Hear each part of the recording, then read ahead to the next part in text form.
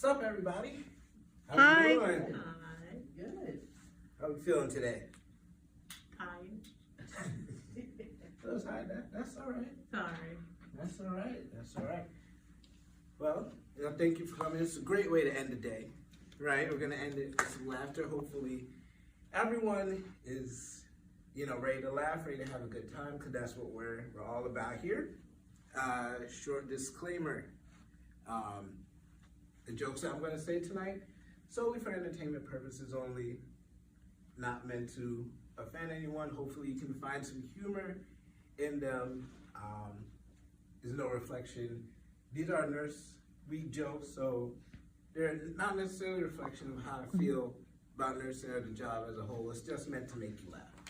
And nobody needs to get slapped today. Yes, I don't need anybody coming up here and Will Smith and me,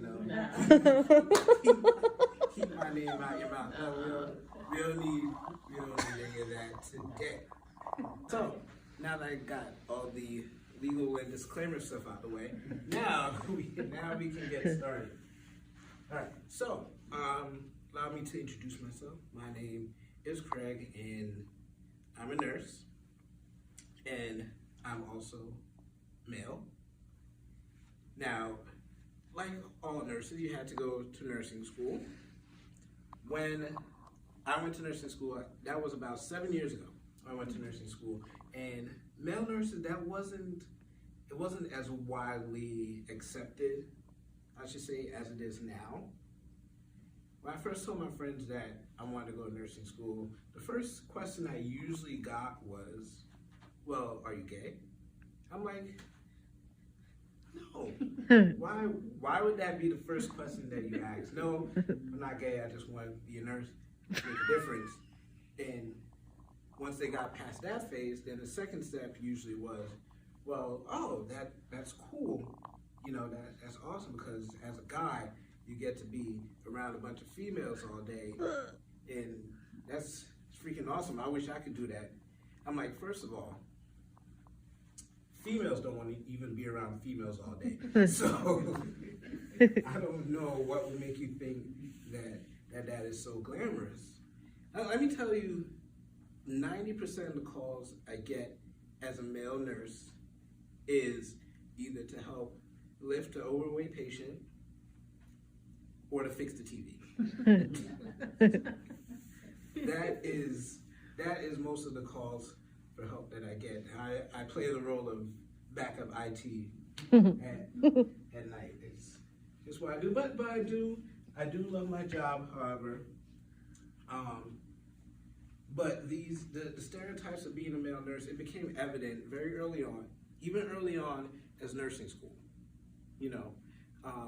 Most of the people in my class, they had some sort of prior hospital experience, whether it be a PCT, whether it be dining, whatever the case may be, they had prior hospital experience.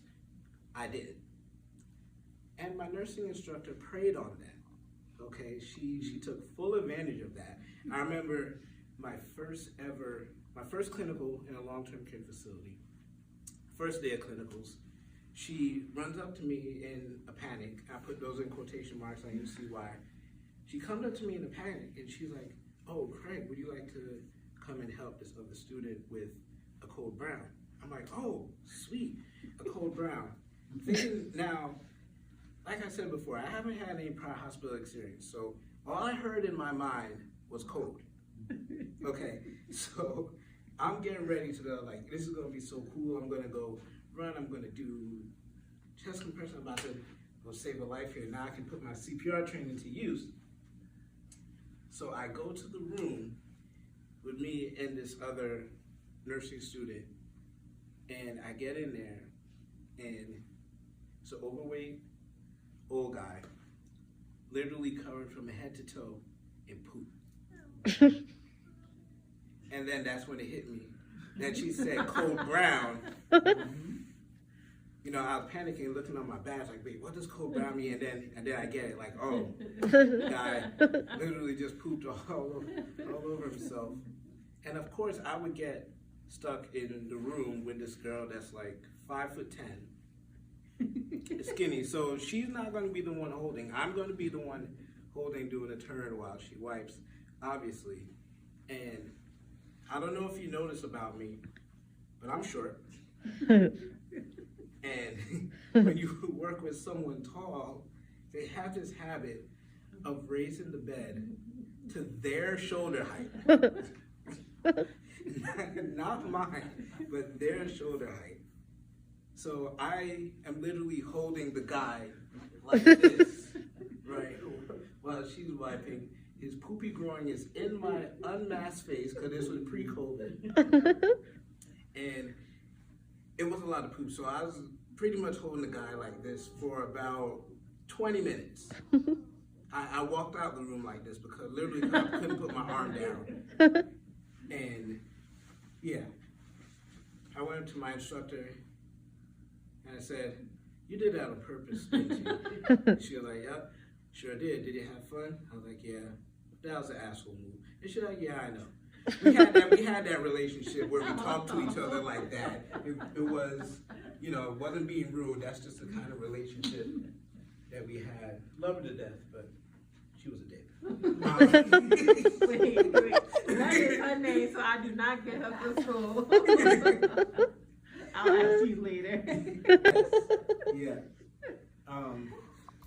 So after that, I told myself, there is no way I'm having my first job out of nursing school be at a nursing home. And lo and behold, what is my first nursing job? In a nursing home.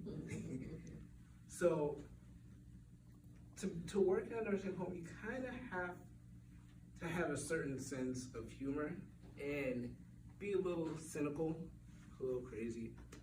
I remember one story in particular. I had one patient. Now I'll never forget her. It was early on during my nursing career when I first started, and it was one night she was being really difficult for some reason. She had dementia, hard of hearing, the whole nine, and they were having trouble getting her into bed. So as a nurse, I was like, all right, let me see if I can help. So I go over to the bed, right, and I'm touching the bed. I'm like, oh, look, you know, come feel it. It's super cushy, very soft, super cushy. You can, you know, you can feel it. We're gonna go lay down now. And she gives me this weird look. She's like, she thinks about something. I don't know what she's thinking about. She's like, okay. So she walks over, right? I get her in the bed, help get her in the bed, cover her up, and as I'm going to leave, she looks at me and she says, well, I'm ready now. I'm like, ready for what? Where are we going? I didn't know we were going on a trip. I don't know what's going on here. So she was like, well, you done told me that you're getting me ready for bed for this super pussy. So I'm like,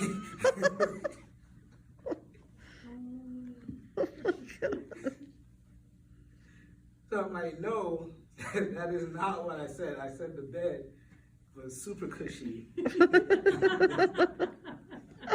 for you to lay on and go to sleep.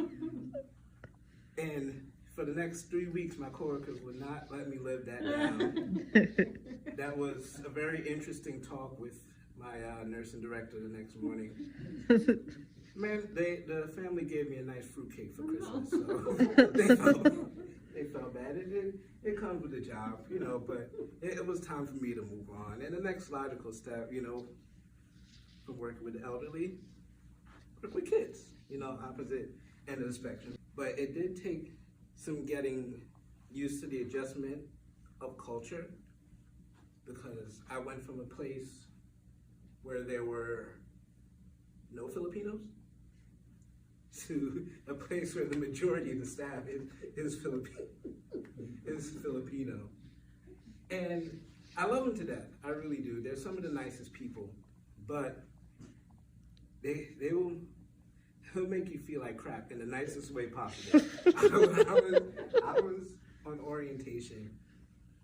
I remember. So Filipino, their word, when they want to get your attention, they have a phrase, right? They call you die, right? So they'll say die this, die that, whatever the case may be. So I'm doing my thing, and I don't know if you know this about Filipino, but they do not have an inside voice.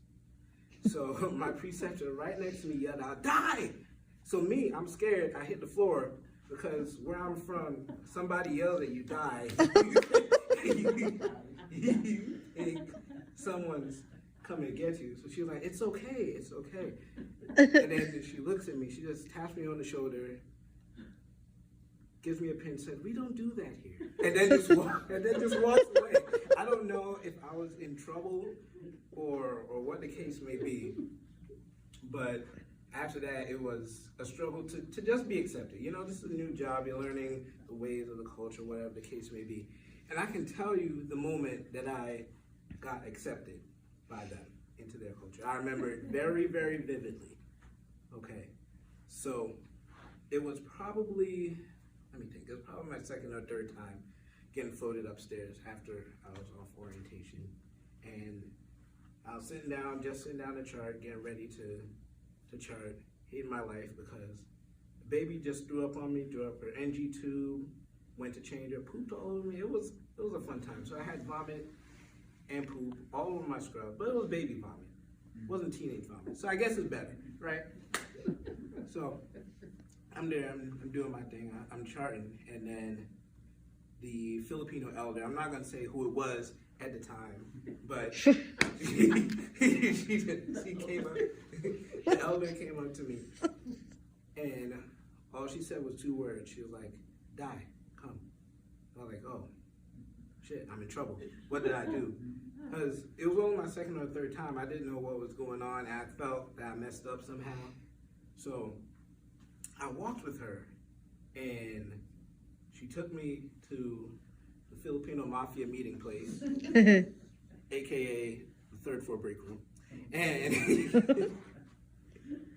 I walked in there, I thought it would, you know, they just had like coffee or whatever when they took their break. No, they had a whole like Filipino spread. They had like pancit, they had lechon, they had chicken adobo. It was fabulous for them. I thought, so I go in and they're like, sit. So I'm like, okay, now what? And then the elder just looks at me and says, eat. Now, I take a plate, scaringly take a plate, because I didn't know if it was a prank or not, if they really wanted me to partake.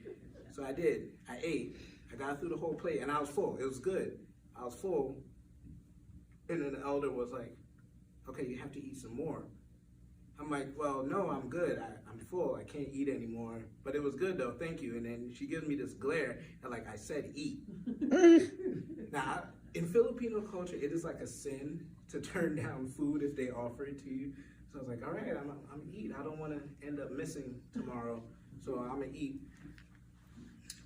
And I ate and ate and ate. And then when we were done, as we were packing up, the elder looks at me and was like, Greg, right? Well, my name is obviously not Greg, but I didn't want to tell her that because I was scared. I didn't know what was going to happen. So I was like, yes, my name is Greg. She was like, okay, you can leave now. Like, okay, was that my initiation? I don't know. So I left and I ended up throwing up because I was so full of food. It was great. It was a good time. So I threw up, and after that moment, that's when I felt like I was accepted into their group, and I felt comfortable, you know, when they call me Die, I'll call them Die back. Like, we'd just be going back and forth, hey, Die. It was a good time. Now, it was going on like this for years, you know, hey, Die, how you doing? So I finally asked him, I was like, this is recently, by the way. I asked him, I'm like, you know, I asked one of the Filipinos, like, well, what does Die even mean? Like, what is the English translation for that? So she told me, she's like, well, Die is basically saying a way of like, hey, honey, or hey, friend, you know, something like that. But it's in reference to a female. Okay? And the second part of that is depending on where in the Philippines you're from, it can also mean gay. So for 5+ years, to them, I have been known as Greg, the gay female lesbian, where they've been calling that to my face for years without me even knowing. It was, you know, I was like, man, well, is there like a male version of that you could call me? And then, yeah, they're like dong. So I'm like, so you have Die and you have dong. I don't know which one is better. Just call me Die. At this point, I don't even know what to think. I mean, it's all a part of acceptance, right? That's all we really want. It's just to be accepted, just to be loved wherever we go, right? So I learned that at a very young age, because I was born in Jamaica, came here when I was about 10 years old. And I learned 2 things very quickly when I came here. Number 1, children can be assholes. Number 2, I'm horrible at making friends. Horrible at choosing friends. And I'll tell you why. Okay, so in middle school, I was bullied a lot. Okay, I was basically the same height I am now, haven't grown since middle school. And I used to get picked on a lot. So my friend group, I put that in quotation marks, I'll tell you why. They would tell me, like, listen, this bullying has got to stop. You got your back. What you're going to do is you're going to stand up to your bully and you're going to fight him after school. You're going to end this once and for all. I didn't think that was a good idea because the bully was like 5'10", like almost 200 pounds, played on a basketball team. I'm like, yeah, I don't think that's a good idea. But they would hype me up. And I was like, all right, you know what? I got it. Maybe I can take him out. They told me, I was very impressionable at the time. They told me that all you have to do to take him out is go for the Achilles tendon. Now, I had no idea at the time where the Achilles tendon was. I didn't even know what the Achilles tendon was until I got to nursing school, let alone that we had 2 of them. So they're like, yeah, it's somewhere low on the body, just, you know, dive down. I go for the Achilles tendon. So they're like, you know what, all you have to do is go for the Achilles tendon. It's fine, it's the weakest point on the body. I'm like, all right, I don't know how you know that, but I'm gonna trust you because you're supposed to be my friend. So after school, I go meet this bully, and my immediate thought, all I remember was my friend saying, go for the Achilles tendon, it's still on the lower part of the body. So I dive, and I'm trying to attack the Achilles tendon, not exactly sure where it is. And this bully now is literally, now I'm already on the floor, so now he's just stomping me, right? I'm getting my ass kicked.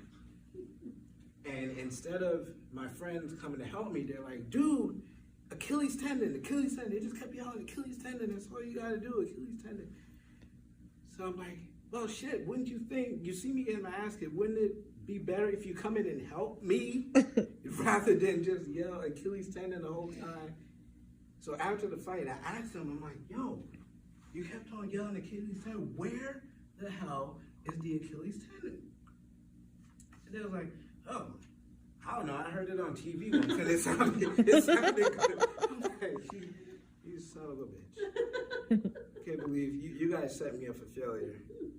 And it didn't get much better in college either, let me tell you. So, for college, I went to a PWI. For those of you that don't know what a PWI is, it's a primarily white institution.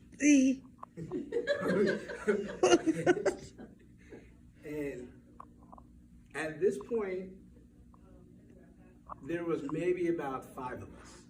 Okay, us meaning 5 black people on the whole camp. And every one of us had our own adopted white friend.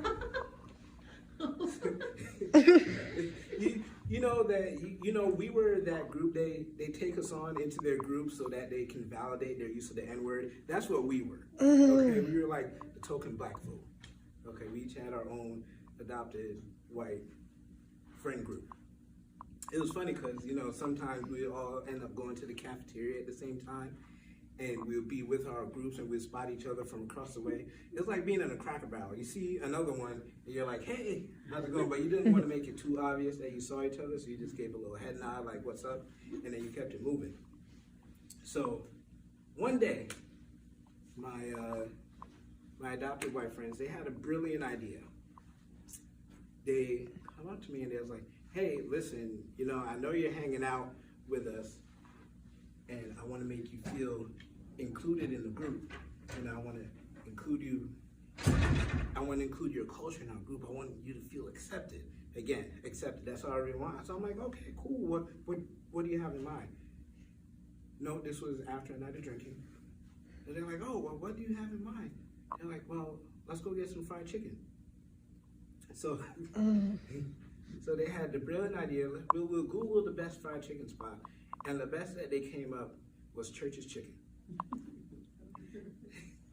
Now, I don't know if you know about Church's Chicken, but every single Church's Chicken establishment is in the hood. Okay, so part of me wanted to tell them, I'm like, listen, there's 4 of you and only 1 of me. If we go, I'm not going to be able to protect you, okay? And then the other part of me was like, I really want some Church's Chicken now. I don't have a car, so we're gonna venture out, and we're gonna take this chance, and we're gonna go get this Church's Chicken. So we go to this Church's Chicken, and to get to the entrance, there we had to go down this alleyway. Obviously, it's an alleyway in North, because why not? And at the end of the alleyway, there's these 3 big black guys, and they stop and they gasp. They're like, oh my goodness, what are we gonna do? And then they turn around. And then they turn around and gasp even louder. I guess they forgot that I was behind them. They're like, oh my gosh, another black guy. But I'm like, just relax. I have an idea. Okay, I have an idea. Just follow my lead and don't say a word. There's a 50-50 chance that this might work, but just follow me and hopefully this might work. So I take my hands like this and I put it in my pocket. And I was like, just walk with your hands behind your head, look straight forward, don't make eye contact with them, okay? So we walk as I'm pointing at them in my pocket. And we walk past them, and then the guys, they look at me, just me, and they give me a look. I'm like, oh man, this ain't gonna work. And all they do is give me a head nod. And I'm like, yes, it worked. Yes, guys, these are my white people. I'm robbing them. I'm robbing them slowly. Just mind your business. We're gonna go get this Church's Chicken, and then I'm gonna take their money. Yeah, just relax. Okay, just relax. But it was a good time though. It was a good time. I mean, like I said, I'm horrible at picking friends. Those were just 2 examples. So chances are, if we're friends, chances are subconsciously or unsubconsciously, you picked me. And I'm just here trying not to mess it up. Okay, but it's not like I don't try though. I do, I do make efforts, I try. But if I'm genuinely trying to be your friend, there's one thing that I will not do unless I know for sure I can do it correctly, and that is offer to buy you coffee. And I'll tell you why. Okay, now, a lot of people, they drink Starbucks. They're like, well, Craig, you work night shift, how can you not drink coffee, blah, blah, blah. I'll tell you, I had a traumatic experience at Starbucks, okay? So, my fiance, she loves her Starbucks. And she would come home from Starbucks. So, you know, I would take a sip. And one day I took a sip and I really liked it. I liked it a lot. And I was like, oh, what is this? And she told me, she's like, oh, this is a caramel iced coffee, you know, milk sugar, whatever she put in. I was like, oh, this is really good. I'm gonna go get it. She's like, well, do you want me to come with you? I'm like, no, you know, Starbucks is right down the street. What's the big deal? I can go get it. She's like, listen, you don't know what you're doing. Starbucks is not as easy to order this as you might think. Let me come with you. I'm like, no, I'm a grown-ass man. I got this. I can go to Starbucks and get coffee for myself. So, I was wrong. I go, right, I'm going to Starbucks. She's texting me, calling me, like, listen, let me know when you're there, and if you need help to order this. I'm like, I got this. What's the big deal? So I go in there, and it's a relatively short line, maybe like 3 people. It wasn't bad. I'm like, okay, so I get to the counter. I'm like, all right, let me get a caramel iced coffee, because that's what I remember that she had. And they're like, oh, what size would you like? I'm like, well, not a big coffee drinker, so give me a small. And they're like, okay, so 1 tall caramel iced coffee. I'm like, no, I want a small caramel iced coffee. And she was like, yes, that's what I said, a tall. I said, no, I'm small. I want a small. I'm not tall, I'm small. I want a small iced coffee. She's like, no, sir, here at Starbucks, a tall is a small. I'm like, well, why do y'all gotta make it confused? Why don't y'all just say small? What's the big deal? So anyway, so I go get it, right? And she was like, well, do you want it, you know, do you want ice or hot? I'm like, ice, I guess. And she's like, well, what kind of milk do you want? And they're like, well, what kind of milk? How many kind of milks are there? What kind of milk do you got? They're like, well, sir, we have gold, we have 2%, 1%, fat-free, regular, whole. What did you want? I'm like, whoa, slow down. I didn't know I was taking a test here. I guess just pour a little bit of all of them. Yeah, so I'm like, put it all in there. What could it hurt? And then she was like, well, what kind of sugar do you want? Do you want it sweet? I'm like, I guess we can do sweetened. You're like, well, we got Splenda, we got sweet and low, we got sugar cane sugar, we got fat-free sugar. I'm like, first of all, I didn't even know sugar came in fat-free. But just give me a little bit of regular sugar, I suppose. And then they're like, well, do you want it whipped or blended? I'm like, I don't know. I didn't know we were taking a test. So I turned to the person behind me, and now I realize there's like 25 people in line. And I'm holding up the line. I'm like, so what would you do in this situation? How would you get it? You're like, I don't know. She just shrugged her shoulders. I'm like, well, this conversation is over. And I turn back around. I'm like, listen, just give me that banana over there. Because at this point, I don't even know what I was ordering anymore. So I just give me this banana and just let me get on my way, because I have no idea what is going on anymore. But I remember I did try to get someone coffee one time, just to be nice, Like, hey, there's a Starbucks next door. I'm going. Did you want anything? Huge mistake. The true story. Listen to this order. Are you ready for this order? I wrote it down. Listen to this order. Okay, so this person said an iced chocolate macchiato, light ice, a little bit of soy, not too much, because if it's too much, they're not going to drink it. They just want a little bit of soy, just enough to change the color of the coffee from black to dark brown. Just enough so that they could taste it, so that when they take a sip, they're like, oh boy, I taste the soy. And then they wanted only 2 pumps of the chocolate syrup. Right, but don't mix it. They'll mix it themselves when I bring it back. Okay, because if they mix it, they might not get it right with the proper mixture. And then they're like, tell them to add whipped cream to the top of it. And when they add the whipped cream, don't put the lid on it until after. Put the lid on it, and then add more whipped cream so that the whipped cream is peeking out the top. So I'm like, so you want black coffee then? That's what you're telling me, that you want black coffee, because that's what you're gonna get. Okay, that is exactly what you're gonna get. That was the last time I ever offered to get anyone coffee. I mean, honestly, if your coffee is more than 3 steps long, I can't trust you. And I think you're bougie for doing that. But in all seriousness though, we're coming up on the end of the show. You know, I appreciate you guys for coming. You guys were a part of my first day of shows, and I appreciate you guys coming out. It was amazing. You guys were a great audience. I hope you find the jokes funny, because I found them hilarious. Okay, and I hope you all had a good time. Thank you for making the journey. Seriously, I appreciate all of you, and I just want to leave on this note. First of all, Happy Nurses Week. Happy Nurses Week. And second of all, just remember that no matter what your ailment, no matter how you may be feeling, no matter what your sickness is, there is no medicine quite like laughter.